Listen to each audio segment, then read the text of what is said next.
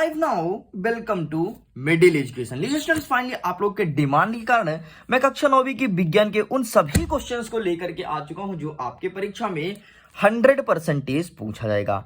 आपको पता है ना यार कि मिडिल एजुकेशन जिस क्वेश्चंस को टिक कराता है वही आपके परीक्षा में आता है और आया भी है। अगर आप मेरे ओल्ड स्टूडेंट्स हो तो आपको पता है यार कि मिडिल एजुकेशन ने आपको त्रैमासिक पेपर के लिए जो क्वेश्चन बताया वही आया, अर्धवार्षिक में जो बताया वही आया, एंड वार्षिक में तो आएगा जाएगा ना, क्योंकि पूरे मध्य प्रदेश का question paper same to same रहेगा। लेकिन इसके पहले मैं आपको बता देता हूं, कक्षा 9वीं की हिंदी के सभी क्वेश्चंस को अपलोड कर दिया हूं। अगर आप नए हो तो प्लीज जाकर के हिंदी का वीडियो देखो। यदि चाहते हो कि अपने स्कूल का टॉपर बनूं, अपने मोहल्ले में सबसे अच्छा नंबर लेकर के आऊं। ओके स्टूडेंट्स, तो ये आपको करना है। इसे मैं साइड करता हूं और देख लेते हैं कक्षा 9वीं के विज्ञान में कौन कौन से प्रश्न पूछे जाएंगे एंड क्या होगा इसका सही उत्तर। देखो, जैसे मैं अपने क्वेश्चन बैंक को ओपन करता हूं तो सबसे पहले हमें देखने को मिलता है ब्लूप्रिंट, और मैं आपको बता देता हूं अकॉर्डिंग टू ब्लूप्रिंट 75 नंबर का हमारा पेपर रहेगा और इन चैप्टर से इतने नंबर के पूछे जाएंगे। आपको पता है कि आपका क्वेश्चन पेपर पूरा का पूरा क्वेश्चन बैंक से बनाया जा रहा है, चाहे आप मध्य प्रदेश के कोई भी जिले की हो। इसीलिए बोलता हूं क्वेश्चन बैंक से अच्छे से पढ़ लो, जिस क्वेश्चन को टिक कराता हूं उसे अच्छे से पढ़ लो, डेफिनेटली पेपर तुम फाड़ने वाले हो। देखिए, जैसे मैं ओपन करता हूं तो सबसे पहले हमारे चैप्टर का नाम लिखा है हमारे आसपास के पदार्थ। यहां से टोटल 6 नंबर का आएगा, 1 नंबर के 4 प्रश्न और 2 नंबर के 1 प्रश्न। तो चलिए ओपन करते हैं और देखते हैं कौन कौन से प्रश्न बनने वाले हैं। हमारे आसपास के पदार्थ से हमें छोटे छोटे क्वेश्चंस को रेडी करना है। 1 नंबर के सभी क्वेश्चंस आपको मिलेंगे टेलीग्राम चैनल पर। तो अगर आपने अभी तक टेलीग्राम पे नहीं जुड़ा तो लिंक वीडियो के डिस्क्रिप्शन बॉक्स में है, जाओ टेलीग्राम पर जुड़ जाओ, वहीं पर 1 नंबर के प्रश्न देखने को मिलेगा। आगे बढ़ते हैं तो यहां पे क्या लिखा है, ठोसों की अपेक्षा द्रवों में विसरण की दर अधिक होती है क्यों? यह क्वेश्चन पहले पूछा जाना था लेकिन अब आपके परीक्षा में नहीं आ रहा है, तो इसे आप छोड़ दो। सेकंड क्वेश्चन, गुप्त ऊष्मा किसे कहते हैं? आपके एग्जाम में 100% पूछा जाएगा। देखो, गुप्त ऊष्मा होती क्या है समझना आसान भाषा में। गुप्त ऊष्मा का मतलब होता है अगर कोई पदार्थ एक अवस्था से दूसरे अवस्था में परिवर्तन हो रहा है। मतलब जैसे यदि मैं पानी की बात करूं तो पानी समझो बर्फ है, और बर्फ से जब पानी द्रव में बदलेगा तो इसमें जो एनर्जी लगेगा, जो समय अवशोषित होगा, इसी को गुप्त ऊष्मा कहते हैं। आया बात समझ में? जब कोई पदार्थ एक अवस्था से दूसरे अवस्था में कन्वर्ट होता है, इसे ही तो गुप्त ऊष्मा कहते हैं। इसमें जो समय अवशोषण होता है उसे गुप्त ऊष्मा कहा जाता है। बस इतना आपको लिखना है, बाकी कोई क्वेश्चन नहीं आ रहा, छोड़ दो। आगे बढ़ते हैं, नेक्स्ट देख लेते हैं, ऊर्ध्वपातन किसे कहते हैं? इतना प्रश्न मात्र पूछाएगा, ऊर्ध्वपातन किसे कहते हैं 2 नंबर के हिसाब से। तो ऊर्ध्वपातन क्या होता है? किसी पदार्थ को अपनी ठोस अवस्था से द्रव अवस्था में बदलना, ठोस से सीधे द्रव में कन्वर्ट हो जाए, उसी को ऊर्ध्वपातन कहते हैं। इसका सबसे अच्छा एग्जाम्पल कपूर है। कपूर तो तुम देखे होगे ना, तुम्हारे घर पे होगा। तो कपूर को जैसे तुम जलाते हो माचिस मार के, वैसे ही कपूर सीधे ठोस से और गैसीय अवस्था में कन्वर्ट हो जाता है, उसे हम ऊर्ध्वपातन कहते हैं। ठीक है, और देखिए डेफिनेशन में भी वही बातें लिखिएगी कि अगर कोई पदार्थ ठोस अवस्था से द्रव अवस्था बदले बिना सीधे गैस में कन्वर्ट हो जाए, उसे ऊर्ध्वपातन कहेंगे। ठीक है, डाउट क्लियर ना? ऊर्ध्वपातन भी समझ गए, गुप्त ऊष्मा भी समझ गए। आगे देख लेते हैं नेक्स्ट क्वेश्चन जो हमारे एग्जाम में पूछाएगा, शुष्क बर्फ किसे कहते हैं? 1 नंबर का प्रश्न आएगा। तो सिंपल सा आपको लिखना है कि ठोस कार्बन डाइऑक्साइड को शुष्क बर्फ कहा जाता है। ठीक है, आगे देख लेते हैं नेक्स्ट, गलनांक और क्वथनांक। इसे अच्छे से अभी कर लो, बात मानो तुम्हें 10वीं में नहीं पढ़ना पड़ेगा, 11वीं और 12वीं में। तो गलनांक किसे कहते हैं? जिस तापमान पर अगर कोई ठोस, ध्यान समझना, जिस तापमान पर अगर कोई ठोस द्रव अवस्था में बदल जाता है, इसी कहते हैं गलनांक। अरे यार, गलनांक मतलब होता है गलना। तो गलता कब आदमी है? बर्फ गलता है ना, जैसे बर्फ तो पहले ठोस अवस्था में होता है, ठोस से द्रव में कन्वर्ट होता है, इसे तो कहते हैं गलनांक। लेकिन यहीं पर पूछा है कि क्वथनांक किसे कहते हैं? तो क्वथनांक मतलब होता है द्रव को उबालना। समझो, द्रव को उबालना, अगर कोई पानी को उबालो और उबाल करके उसे भाप में कन्वर्ट करो, उसे कहते हैं क्वथनांक। ठीक है, तो देखो 3 स्ट्रक्चर समझो, दिमाग में रखो। तुम बर्फ रखोगे तो बर्फ से पानी बनेगा, एक स्टेप, उसे बोलेंगे गलनांक, और इस पानी से अब वाष्प बने, इसे कहेंगे क्वथनांक। बस इतना लिखना है, इतना सा दिमाग में याद रख लो, बाकी आपकी परीक्षा में नहीं आ रहा है ये। फिर बोलोगे आप बोल क्यों नहीं पढ़ने के लिए? क्योंकि आपको 10वीं 11वीं और 12वीं ये चीज फिर नहीं पढ़ना पड़ेगा, और मैं आसान भाषा में समझा भी दिया हूं। ठीक है, चलिए आगे देख लेते हैं नेक्स्ट क्वेश्चन। अब कौन सा आपकी परीक्षा में पूछाएगा? वो प्रश्न ये है कि गर्मियों में हमें किस तरह के कपड़े पहनने चाहिए और क्यों? तो सिंपल से यार गर्मी में हमें सूती कपड़े पहनना चाहिए, क्योंकि सूती कपड़ा जो होता है वो जल का अवशोषण होता है। जल मतलब आपके शरीर से पसीना निकलेगा ना, तो सूती कपड़ा पसीना को खींच लेगा और सोख लेगा। इसलिए गर्मी के समय में हमें सूती कपड़े पहनने चाहिए। चलिए आगे बढ़ते हैं, देखते हैं प्रश्न नंबर 8। 8वां नंबर कहता है कि पदार्थ के विभिन्न अवस्थाओं के गुण में होने वाले अंतर को हमें बताना है। मतलब सिंपल सा, जो पदार्थ की तीन अवस्था होती है, ठोस, द्रव्य और गैस, इनमें हमें अंतर बताना है। वैसे आपको पता है क्या कि पदार्थ की तीन नहीं बल्कि 5 अवस्थाएं हैं? फिर बोलोगे सर 3 तो मुझे पता है, 2 आप ही बता दो, मैंने कभी नहीं सुना। तो देखो, ठोस, द्रव्य, गैस, प्लाज्मा और एक 5वां होता है बोस-आइंस्टीन कंडेंसेट। तो इस प्रकार से पदार्थ की 5 अवस्थाएं होती हैं, लेकिन 2 अवस्थाएं अभी हमारे बुक में देखने को नहीं मिलता है, इसलिए उस पर दिमाग मत लगाइए, 3 अवस्था को ध्यान दीजिए। तो आइए समझते हैं एक एक करके कि ठोस, द्रव, गैस होता क्या है। देखो, सबसे पहले मैं आयतन की बात करूंगा। तो ठोस का जो आयतन होता है वो निश्चित है। आयतन मतलब कि अगर मैंने ठोस पदार्थ को लिया और यहां पे रख दिया तो फिक्स है कि इतना ही स्थान घेरेगा। आयतन का मतलब होता है स्थान घेरना, ठीक है, इतना स्थान घेरेगा उसे हम ठोस कहेंगे। जैसे ये देखो, ये इस पेन का ढक्कन हो गया, इस पेन के ढक्कन को मैंने यहाँ पे रखा, फिक्स भाई इतना स्थान घेरेगा। इसी पेन को ढक्कन को उठा करके मैंने यहाँ पे रख दिया, फिक्स है इतना स्थान घेरेगा। इसलिए इसका जो आयतन है वो निश्चित होता है, ठीक है। आगे बढ़ते हैं द्रव्य साइड। तो द्रव्य का आयतन निश्चित होता है, क्या ये सही है गलत है? यहां पर गलत लिखा है। द्रव्य का जो आयतन है वो निश्चित नहीं होता है बेटा। दिमाग लगाओ ना, आप खुद दिमाग लगाओ।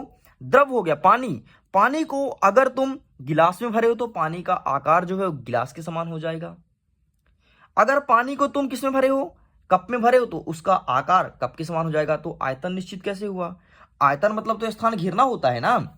मैंने छोटे से गिलास में रखा पानी को तो उसका आयतन कुछ और रहेगा, बड़े से गिलास में रख दिया तो उसका आयतन कुछ और रहेगा, वो ज्यादा स्थान घेरने लगेगा। इसलिए इसका भी आयतन अनिश्चित होता है। यहां पर गलत लिखा है, इसे प्लीज अपडेट कर लेना।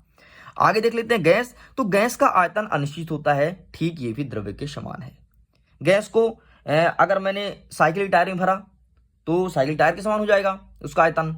यदि मैं उसको भर दिया गुब्बारे में तो उसका आयतन गुब्बारे के समान हो जाएगा। मतलब घट बढ़ सकता है, ठीक। तो ये भी निश्चित होता है। चलिए साइड करते हैं, आगे देख लेते हैं नेक्स्ट। सेकंड नंबर कहता है, आकार की बात कर रहा है कि ठोस का आकार निश्चित है। सपोज करो मेरा पेन है, ठोस है, तो इसका आकार निश्चित है। ऐसा नहीं है कि इस पेन को मैं धूप में रख दिया तो इसका आकार पिघल करके और पेंसुलिया बन जाएगा, मतलब पेन का छोटा भाई पेंसुलिया, ऐसा नहीं पेंसुलिया बन जाएगा। इसलिए इसका आकार निश्चित है। लेकिन यहीं पर मैं अपने द्रव्य की बात करूं, द्रव्य का आकार निश्चित नहीं है। मैंने भी बोला आपको पहले, जिस पात्र में रखोगे उसका आकार वैसे ही हो जाएगा। आगे बढ़ते हैं, तीसरा नंबर, आकार व आयतन दोनों ही अनिश्चित है। मतलब सेम जैसे कि आपने आयतन में देखा था, ठीक वैसे आकार में भी है।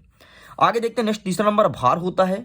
इसमें भार होता है, इसमें भार होता है, तो ये आपको नहीं लिखना है, ठीक है, क्योंकि अंतर बोला गया है तो अंतर में सब नहीं लिखना है, ठीक। तो इसे प्लीज कट कर देना। मैं इसमें पेन इसलिए नहीं चला रहा हूं कि मैं बुक में पेन नहीं चलाता हूं, ठीक है। अगर मुझे बुक में पेन चलाना होता है तो मैं पेन के स्थान पर पेंसिल का यूज करता हूं, और पेंसिल अभी मेरे पास अवेलेबल नहीं है, ठीक।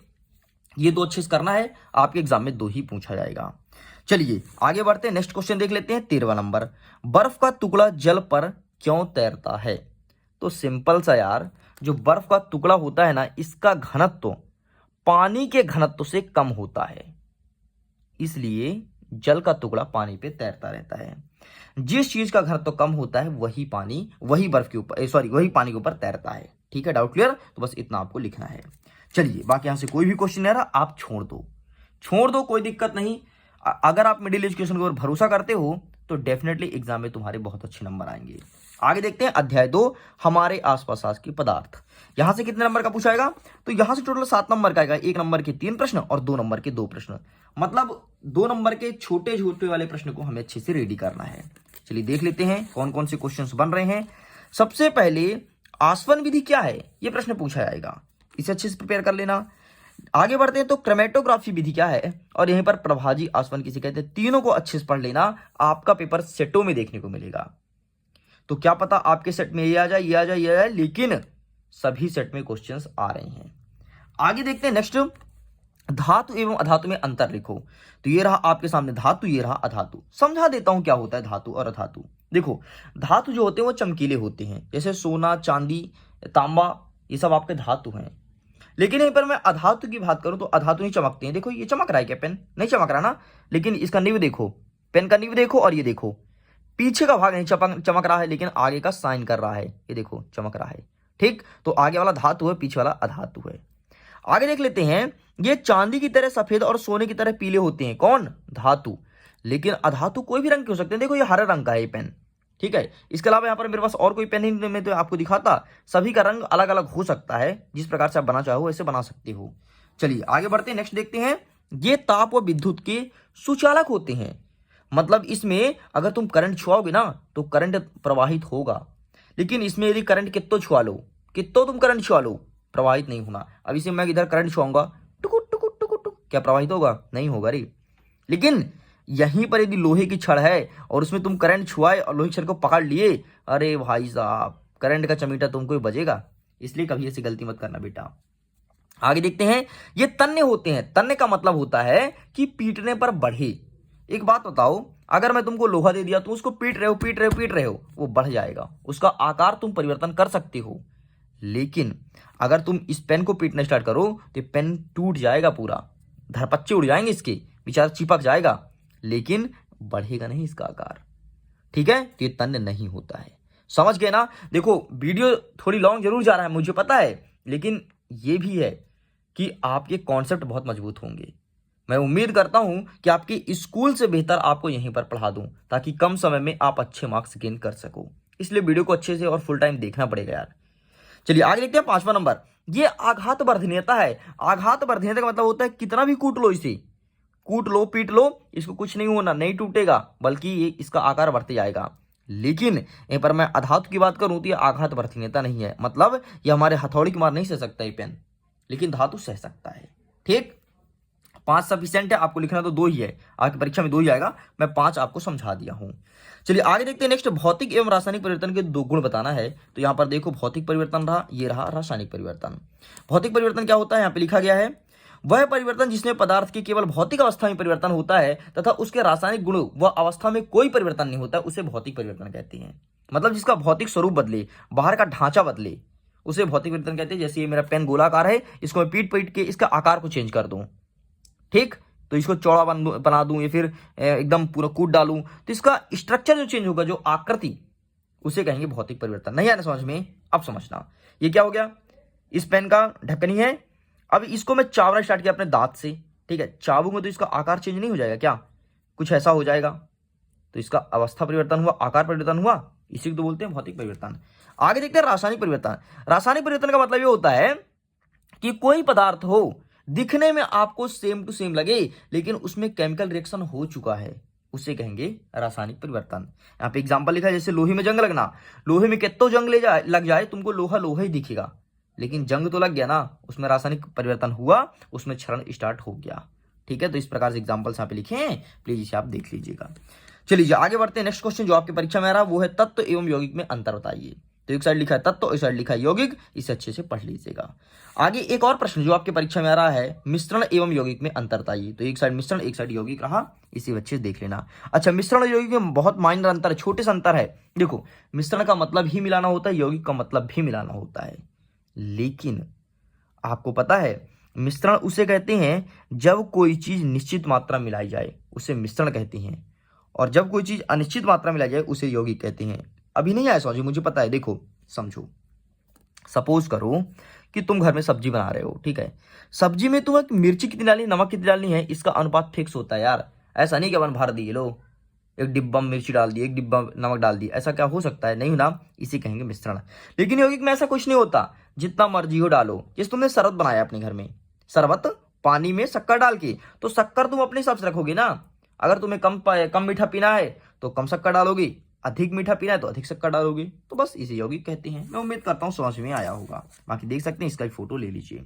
आगे देख लेते हैं नेक्स्ट क्वेश्चन, भौतिक एवं रासायनिक परिवर्तन के 2 एग्जाम्पल देना है। तो एग्जाम्पल अच्छे से रट लेना, एग्जाम्पल ही आएगा आपके सभी सेटों में, चाहे आपको कोई भी सेट मिले एग्जाम्पल ही पूछा जाएगा। ठीक है, आगे देख लेते हैं क्रोमेटोग्राफी के 2 अनुप्रयोग। तो इसे भी आप अच्छे से देख लेना, क्रोमेटोग्राफी ये आपके परीक्षा में पूछा जाएगा। आगे देखते हैं समांगी मिश्रण को परिभाषित कीजिए। ये रहा आपके पास समांगी मिश्रण, वह मिश्रण जिसके संगठक सभी जगह समान हो उसे समांगी मिश्रण कहते हैं, और विषमांगी जिसके संगठक एक दूसरे से भिन्न भिन्न हो उसे विषमांगी मिश्रण कहते हैं। ये आपको देखना है। ठीक है, 2 क्वेश्चन और है, एक है टिंडल प्रभाव और दूसरा है समांगी और विषमांगी मिश्रण में अंतर। इन दोनों का अच्छे से कर लेना। इस प्रकार से हमारा इकाई 2 भी कंप्लीट हो गया। ओके स्टूडेंट्स, जल्दी मिलेंगे हम सेकंड पार्ट के वीडियो में। मेरे समझाने का तरीका आपको कैसा लगा, अगर पसंद आए तो प्लीज कमेंट बॉक्स में लिखो। यदि लिखोगे तो नेक्स्ट वीडियो में ऐसे ही प्रेजेंट करूंगा।